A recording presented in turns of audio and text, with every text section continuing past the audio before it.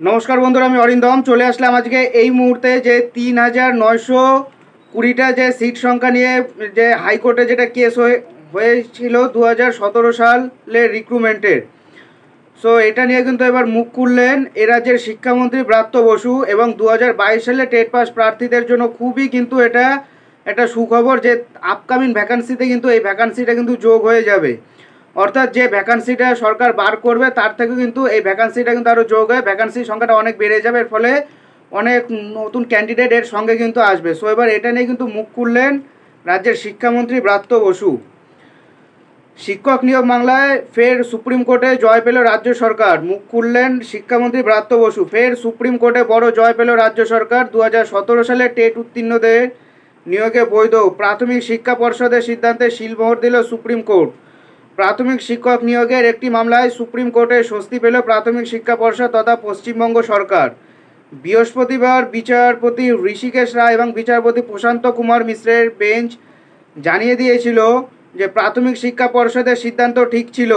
আগের নিয়োগ প্রক্রিয়ায় ফাঁকা পড়ে থাকা পদে ২০১৭ সালে টেট উত্তীর্ণদের নিয়ে কোনো ভুল করেনি রাজ্য।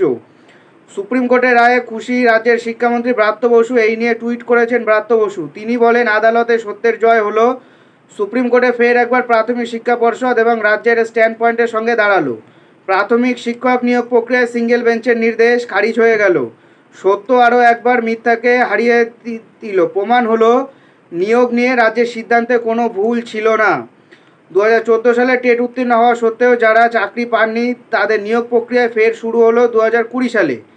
প্রাথমিক স্কুল সহকারী শিক্ষকের শূন্যপদ ছিল ১৬,৫০০। যোগ্যতার ভিত্তিতে নিয়োগ হয় ১২,৫৭১ জন। নিয়োগের পরে ৩,৯২৯টি পদ খালি পড়েছিল। ২০১৭ সালে ফের টেট আয়োজিত হয়। সেই পরীক্ষায় উত্তীর্ণদের নিয়োগ প্রক্রিয়া পর্ষদ শুরু করে ২০২২ সালে। সে সময় ১১,৭৬৫টি শূন্যপদের পূরণের সিদ্ধান্ত নেয়।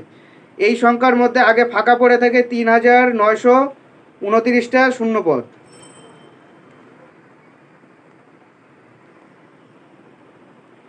এই সিদ্ধান্তের বিরোধিতা মামলা হয় কলকাতা হাইকোর্টে। তৎকালীন বিচারপতি অভিজিৎ গঙ্গোপাধ্যায় নির্দেশ দেন যে ফাঁকা পড়ে থাকা ওই ৩,৯২৯টি পদে ১৪ সালের টেট উত্তীর্ণদের নিতে হবে। ডিভিশন বেঞ্চে একই রায় দেয়। এই নির্দেশকে চ্যালেঞ্জ করে সুপ্রিম কোর্টের দ্বারস্থ হন প্রাথমিক শিক্ষা পর্ষদ এবং ২০১৭ টেট উত্তীর্ণ প্রার্থী সাদেক বিশ্বাস সহ কয়েকজন। অন্যদিকে ২০১৪ টেট উত্তীর্ণ প্রার্থী আলী হোসেন সহ কয়েকজন পাল্টা মামলাও করেন। বৃহস্পতিবার শুনানিতে পর্ষদের পক্ষে আইনজীবী জয়দীপ গুপ্ত এবং কুণাল চট্টোপাধ্যায় সওয়াল করেন, নিয়োগ বিধি মোতাবেক একটি প্যানেলের মেয়াদ শেষ হয়ে যাওয়ার পর তা থেকে কাউকে নিয়োগ করা যায় না। তাই পরের নিয়োগ প্রক্রিয়ায় আগে ফাঁকা পড়ে থাকা পদকে অন্তর্ভুক্ত করা হয়েছে।